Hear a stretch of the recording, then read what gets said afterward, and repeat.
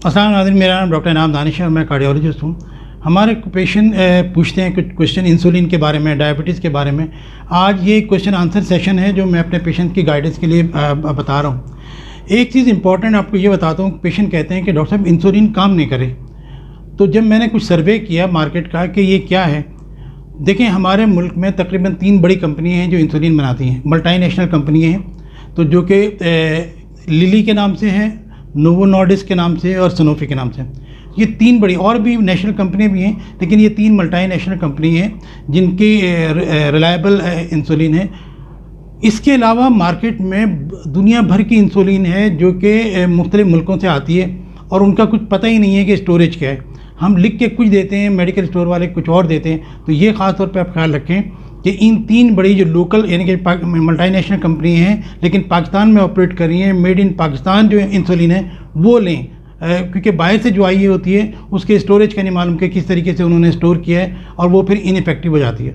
नाज़रीन, fasting blood sugar जो है यानी कि 6 से 8 घंटे की फास्टिंग चाहिए होती है तकरीबन। तो फास्टिंग शुगर जो है 100 मिलीग्राम पर डेसीलीटर से कम होनी चाहिए। अगर ये 100 और 125 के दरमियान है तो इसे हम बॉर्डर लाइन शुगर कहते हैं या प्री डायबिटीज़ भी कहते हैं। खाना खाने के बाद शुगर 2 घंटे के बाद 140 से कम होनी चाहिए। अब एक इम्पॉर्टेंट चीज़ ये है कि ये HbA1c जो 3 मंथ्स की एवरेज शुगर है, ये क्या होती है। हमारे जिस्म में जो शुगर है वो हीमोग्लोबिन के साथ अटैच हो जाती है। तो तकरीबन 4 से 5.6 4 to 5.6% हमारी जो हीमोग्लोबिन है वो शुगर से अटैच होती है नॉर्मल आदमी के। अगर हमारी ये 3 मंथ्स की एवरेज, जिसको HbA1c या हीमोग्लोबिन A1c कहते हैं या 3 मंथ्स की एवरेज शुगर कहते हैं, अगर ये 5.6 से ज़्यादा हो जाए तो फिर हम इसको कंसिडर करते हैं कि अब पेशेंट को डायबिटीज़ हो सकती है। यानी कि 5.6 से लेके 6.4 तक ये बॉर्डर लाइन शुगर कहलाती है कि पेशेंट को प्री डायबिटीज़ है। यहाँ पे कुछ लोग ये समझते हैं कि बॉर्डर लाइन का मतलब ये है कि अभी हम ख़तरे में नहीं आए। ऐसी बात नहीं है। बॉर्डर लाइन शुगर भी हार्ट के लिए उतनी नुकसानदेह है जितनी पूरी शुगर है। बॉर्डर लाइन शुगर पे लोगों को अटैक हो जाता है, बॉर्डर लाइन शुगर पे लोगों को फालिज हो जाता है। तो बॉर्डर लाइन शुगर को भी उसी तरीके से ट्रीट करना है जैसे कि फुल शुगर को हम ट्रीट करते हैं। डायबिटीज़ का बेसिक मैकेनिज़्म तो यही है कि बॉडी में इंसुलिन होती है मगर वो काम नहीं कर रही होती। तो जब वो इनसेंसिटिविटी हो जाती है या इंसुलिन की रेजिस्टेंस हो जाती है तो सबसे पहला ट्रीटमेंट जो हम करते हैं वो एक्सरसाइज है। एक्सरसाइज से सेंसिटिविटी बढ़ जाती है और इंसुलिन अपना काम करना शुरू कर देती है, दवा की ज़रूरत नहीं होती। उसके बाद वेट रिडक्शन है। वेट कम करने से भी इंसुलिन की सेंसिटिविटी बढ़ती है। आप 10% वेट कम कर लें तो इंसुलिन की सेंसिटिविटी बढ़ जाती है और आपको अमूमन दवाओं की ज़रूरत नहीं पड़ती। उसके बाद डाइट कंट्रोल है कि कार्बोहाइड्रेट डाइट, जिसमें ख़ास तौर पे मीठा है, चीनी है, चावल है और गंदम है, इससे परहेज़ करेंगे तो भी वेट भी कम होता है और इंसुलिन की सेंसिटिविटी भी बढ़ जाती है। तो ये हम आम तौर पे इनिशियल ट्रीटमेंट यही स्टार्ट करते हैं। अब ये है कि जो बॉर्डर लाइन शुगर है इसमें आम तौर पे यहीं से हम स्टार्ट करते हैं कि डायबिटीज एक्सरसाइज से और डाइट से, वेट कंट्रोल से। अगर किसी का 3 to 6 मंथ ये ना हो उसके बाद फिर हम उसको मेटफॉर्मिन जो है ग्लूकोफेज स्टार्ट कर देते हैं। तो ये ग्लूकोफेज फर्स्ट चॉइस है कि किसी भी प्री डायबिटीज़ के अंदर अगर किसी की जो है वो HbA1c 6 से ज़्यादा है, 3 महीने की एवरेज शुगर जो है वो 6 से ज़्यादा है, तो हम उसको ग्लूकोफेज स्टार्ट कर देते हैं। आमतौर पे 250 मिलीग्राम ट्वाइस अ डे वो स्टार्ट करते हैं। तो यहाँ से मेटफॉर्मिन से स्टार्ट करते हैं। अगर फिर इसके बाद आगे बढ़ते हैं, शुगर चेक करते हैं, कंट्रोल नहीं होती तो फिर कुछ टैबलेट आती हैं उनको स्टार्ट करते हैं और अगर टैबलेट से भी कंट्रोल ना हो तो फिर इंसुलिन की तरफ जाते हैं। कभी कभी ऐसा होता है हम डायरेक्ट इंसुलिन से भी शुरू कर देते हैं। अगर ये 3 मंथ की जो शुगर है एवरेज A1c अगर 9% से ज़्यादा है, 9 से ज़्यादा है, तो आम तौर पे हम इंसुलिन से शुरू करते हैं ताकि जल्दी से पेशेंट की शुगर कंट्रोल करें और उसके बाद फिर दोबारा टैबलेट पे आ सकते हैं। यानी कि ये ज़रूरी नहीं है कि एक मरतबा इंसुलिन पे आ गए तो कभी टैबलेट पे नहीं आएंगे। आप स्विच ओवर कर सकते हैं। कभी इमरजेंसी की सूरत में, सर्जरी की सूरत में ये शुगर बढ़ जाए तो इंसुलिन स्टार्ट कर देते हैं, जब कंट्रोल हो जाए तो फिर टैबलेट पे आ सकते हैं।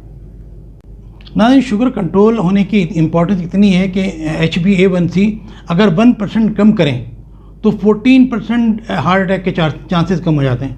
यानी कि किसी का HbA1c अगर 9 है उसका 8 कर दें मेडिसिन से, एक्सरसाइज से, तो 14% चांसेस, 14% चांसेस कम हो जाते हैं हार्ट अटैक के। तो ये बड़ी इंपॉर्टेंट चीज़ है कि शुगर का कंट्रोल होना बहुत ज़रूरी है। अब ये है कि जो इंसुलिन के इंजेक्शन आते हैं वो कहाँ पे यूज़ करते हैं? आम तौर पे ये पेट पे लगाए जाते हैं। उसकी वजह ये है कि एक फ़िक्स इसकी सिक्रेशन होती है। अगर हम हाथ पे लगाते हैं और हाथ से काम करते हैं तो जल्दी एब्जॉर्ब हो जाएंगे और शुगर कम हो सकती है। इसी तरह पाँव पे अगर लगाते हैं तो पाँव अगर हम वॉक ज़्यादा कर लें तो शुगर जल्दी कम हो जाती है। तो इसलिए पेट पे आमतौर पे कांस्टेंट होता है, तो नाभ के 2 इंच किसी साइड पे भी लगा सकते हैं। जगह बदल बदल के लगानी चाहिए, लेकिन नाभ से 2 इंच साइड पे होना चाहिए इसकी जगह जो है। तो बाजू के ऊपर के हिस्से पे भी लगा सकते हैं, थाई के ऊपर जो है भी लगा सकते हैं, हिप के ऊपर भी लगा सकते हैं, मुख्तलिफ जगहों पे कहीं पे भी इंसुलिन, लेकिन चेंज कर करके लगाएं। एक ही जगह लगाने से फिर स्कार बन जाता है। इंसुलिन वायल के अंदर भी आती है जिसकी सिरिंज अलग से होती है, और पेन की शक्ल में भी आती है। पेन एक्सपेंसिव तो होता है, महंगा है थोड़ा पेन, मगर उसको यूज़ करना इजी है, बहुत आसान है और पेन भी कम होता है।